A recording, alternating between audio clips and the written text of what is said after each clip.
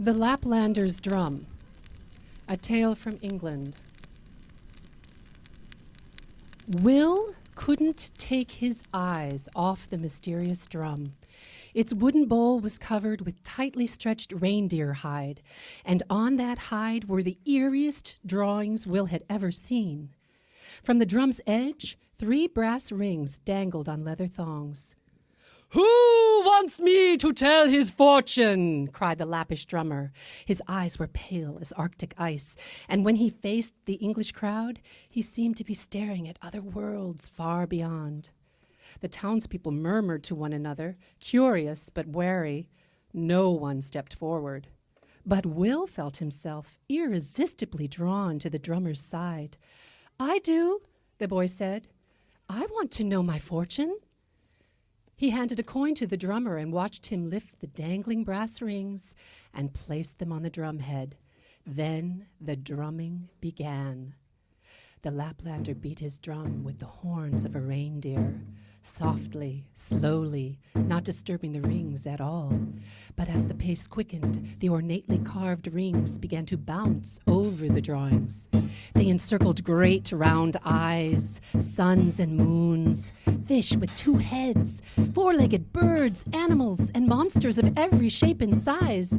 The rings bounced across the letters of an ancient alphabet and signs and symbols known only to wizards. When the drummer stopped, he looked at the rings. A demonic grin lit up his face. 1 ring had landed between drawings, encircling nothing. The 2nd encircled a monkey. The 3rd encircled the chain that led to the monkey's collar. Will was merely curious until he glanced at the drummer's face. Then he felt a twinge of fear. What was his fortune? What gave the drummer such fiendish glee? Will stepped back, nervously waiting for the drummer to speak, and then he heard his father's voice echoing across the town square. "You!" he shouted. "You with the drum! I'm the magistrate. Show me your pass." The drummer pulled forth a crumpled piece of paper, but the magistrate refused to accept it, insisting it was a forgery. "Lock him up," he told the constable. "I'll keep his drum." Before the drummer was led away, he issued a challenge to Will. "I dare you to use my drum." "Never," said Will's father. "No one will touch it." The drummer crowed with laughter as he walked to the jail. That night, Will lay awake, too uneasy to sleep. He heard branches sighing in the breeze, revelers walking home from the inn, and drumming? Was it possible? He lay absolutely still, listening. It started as soft tapping on the doors of the magistrate's house, then moved to the walls, then to the roof, repeating the circuit louder each time. Stranger yet, no dog in the household barked.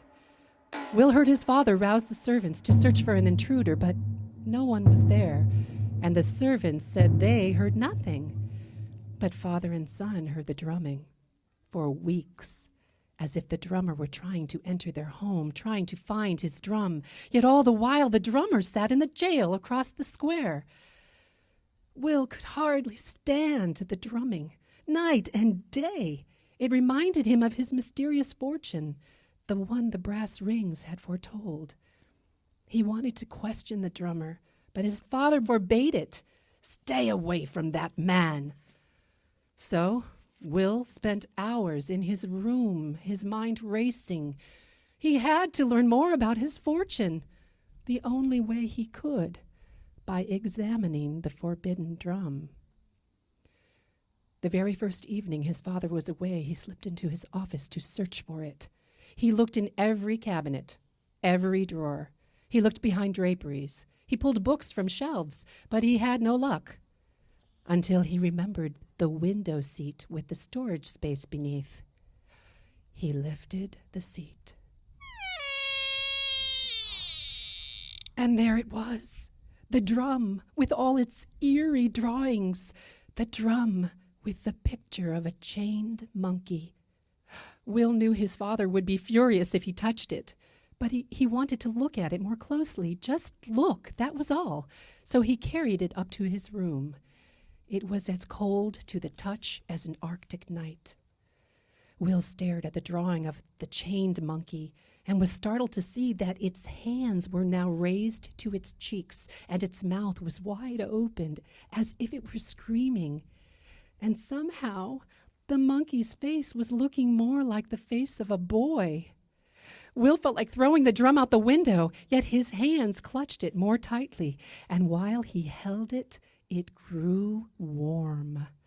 It began to pulsate faintly beneath his fingers. It seemed alive. To Will's horror, his hands picked up the brass rings and set them upon the drum, grasped the reindeer horns, and began to play. Even more alarming, he heard echoing drum beats from across the square, and he felt a surge of power down to his fingertips. No matter how hard he tried to still his hands, they beat the drum faster. The echoes quickened and the brass rings bounced. Will thought maybe he could break free from the drum if he returned it to his father's office, but his legs would not obey him. Panic swept over him, but there was nothing he could do. His hands drummed faster. The echoes grew louder. The brass rings bounced higher and higher until they bounced right off the edge of the drum. While the rings were dangling from their leather thongs, suspended in space, a fierce drumbeat echoed across the square and in through the open window. Will's entire room vanished. When his father returned home and found that the drum was not in the office, he raced to Will's bedroom, but he could not find the door. He ran outside to get a ladder so he could climb through Will's window, but all he could see was a blank wall. "This is the drummer's doing," cried Will's father, and he ran across the town square to the jail.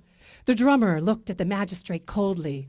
"You want me to help you? How can I? Your boy has my drum." "I'll give back your drum when we find it. I'll give back your freedom. I'll sign your pass, provide you with a horse, and give you fine new clothes." A bitter smile flickered across the drummer's face, but he followed the magistrate to his home. They climbed the stairs and hurried down the hall to the spot where the magistrate had last seen Will's door. The moment they arrived, the drummer bared his chest.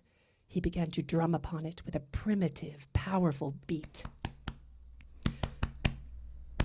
From somewhere in the void, the magic drum began to reverberate faintly.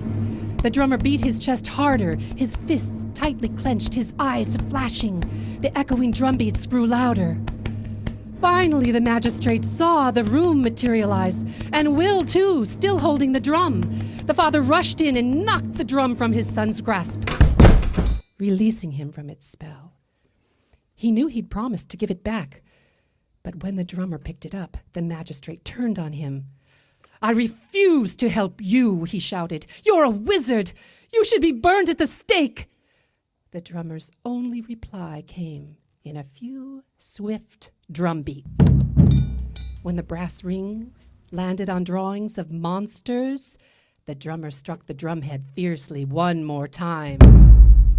Father and son watched in horror as the drawings rose up through the rings and grew, turning into flesh and blood, fur and fangs snarling about the room. The last that anyone saw of the magistrate, he was racing down the road as if monsters were pursuing him.